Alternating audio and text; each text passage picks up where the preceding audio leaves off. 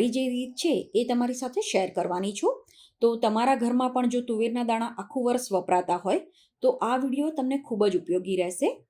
તો સૌથી પહેલાં તો તુવેરને આપણે ફોલી લઈએ, પછી એના દાણાને ઘઉં ચાળવાના ચારણાથી ચાળી લેવાના, જેથી એમાં જે નાના નાના સફેદ મૂંડા જેવું હોય છે એ નીકળી જશે, સાથે જે કચરો હોય એ પણ નીકળી જાય. પછી તુવેરના દાણાને વીણો ત્યારે ખરાબ દાણાની સાથે જે નાના નાના એટલે કે જે કૂણી તુવેરના દાણા હોય એ પણ કાઢી લેવાના, કેમ કે ફ્રોઝન કરવામાં કૂણા દાણા કે પછી એકદમ સફેદ કલરના પાક્કા જે દાણા હોય એનો ઉપયોગ નથી કરવાનો. તો દાણાને વીણતી વખતે આ વાતનું ખાસ ધ્યાન રાખવાનું. હવે હું તમને ફ્રીઝરમાં બતાવું તો આ જે પાઉચ છે એ મેં ગયા વર્ષે જે તુવેરના દાણા ફ્રોઝન કરીને રાખ્યા હતા એમાંનું એક પાઉચ હજુ વધ્યું છે, અને બીજી થોડી તુવેર મેં ઉત્તરાયણ પહેલાં પણ ફ્રોઝન કરીને રાખી છે. તો આ રીતના મીડિયમ સાઇઝના પાઉચમાં કે મોટા પાઉચમાં જે પ્રમાણે તમારે એને ફ્રોઝન કરવું હોય કરી શકાય. એની સાથે જ હું ચોળીના દાણા, પછી બાળકો માટેના થોડા નાસ્તા જેમ કે કબાબ, કટલેટ, ચીઝ બોલ એવું બધું પણ ફ્રોઝન કરીને રાખતી હોઉં છું. તો તમારે એવી કોઈ રેસીપી શીખવી છે તો પણ મને કમેન્ટ કરજો. હવે તુવેરના દાણાને સૌથી પહેલાં તો આપણે ગરમ પાણીમાં થોડા બોઇલ કરવાના હોય છે. તો લગભગ મેં 3 લીટરની તપેલી લીધી છે અને એમાં 2 લીટર જેટલું પાણી ગરમ થવા માટે મૂક્યું છે. પાણી ગરમ થાય એટલે આમાં 2 ચમચી ખાંડ, 1 ચમચી મીઠું અને 1/4 ટીસ્પૂનથી પણ થોડો ઓછો ખાવાનો સોડા ઉમેરવાનો છે. તો જે પણ કુકિંગ સોડા તમે ઘરમાં વાપરતા હોય એ લઈ શકો છો.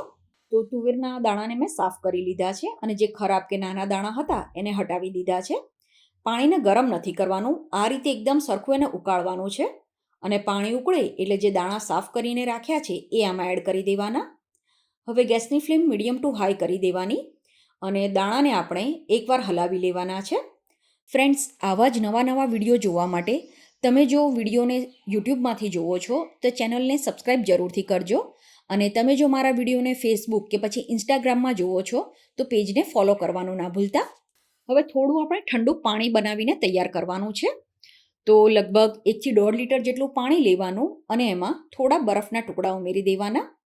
તો દાણા જ્યારે બાફવા મૂકો ત્યારે જ આ ઠંડુ પાણી પણ બનાવી દેવાનું. વચ્ચે એકવાર દાણાને હલાવી લેવાના છે. તો ગરમ પાણીમાં દાણાને લગભગ આપણે 1.5 થી 2 મિનિટ માટે બાફવાના છે, એનાથી વધારે એને બાફવાની જરૂર નથી.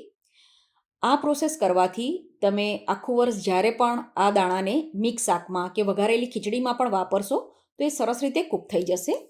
હવે ગેસ બંધ કરી દેવાનો અને દાણા આ રીતે બફાઈ જવા જોઈએ. તો અહીંયા મેં 2 તપેલીમાં પાણી તૈયાર કર્યું છે. એક તો મેં નોર્મલ રૂમ ટેમ્પરેચરનું પાણી લીધું છે અને બીજી તપેલીમાં જે બરફનું ઠંડુ પાણી બનાવ્યું એ લીધું છે. તો સૌથી પહેલાં કાણાવાળા વાટકાથી કે ઝારાથી દાણાને આપણે નોર્મલ પાણીમાં એડ કરવાના. બધા દાણા આપણે નોર્મલ પાણીમાં એડ કરી દઈએ પછી એને થોડા હલાવી લેવાના, જેથી આની કુકિંગ પ્રોસેસ અહીંયા જ બંધ થઈ જશે. કુકિંગ પ્રોસેસને અહીંયા સ્ટોપ કરી દેવી ખૂબ જ ઇમ્પોર્ટન્ટ છે. તો હવે આપણે આને કાણાવાળા વાટકામાં કાઢી લેવાના છે.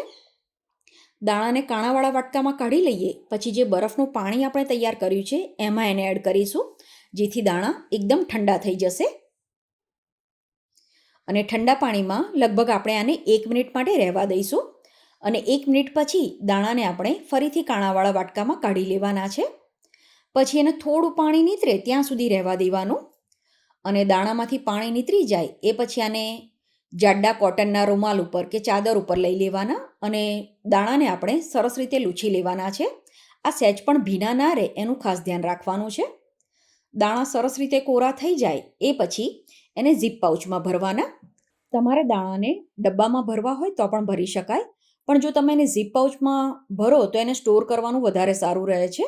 તો માર્કેટમાં અલગ અલગ ટાઈપના અને અલગ અલગ સાઇઝમાં ઝીપ પાઉચ મળતા હોય છે. તો તમારા ફ્રીઝરમાં જે પ્રમાણે જગ્યા હોય એ પ્રમાણે તમે ઝીપ પાઉચનો ઉપયોગ કરજો. દાણાને ઝીપ પાઉચમાં ભરી દઈએ પછી એને સરસ રીતે પેક કરી દેવાના છે. તો આ રીતે નાનું કે મોટું જે પણ ઝીપ પાઉચ તમે ભરીને તૈયાર કર્યું હોય એને આ રીતે લેવલમાં કરી દેવાનું.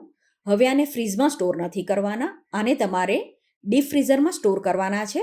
અને આ રીતે ફ્રોઝન કરેલા કે સ્ટોર કરેલા દાણા 2 વર્ષ સુધી સારા રહેતા હોય છે. સાથે જ તમને જો મારો વિડીયો યુઝફુલ લાગ્યો હોય તો તમારા ફ્રેન્ડ્સ કે ફેમિલી મેમ્બરની સાથે શેર જરૂરથી કરજો.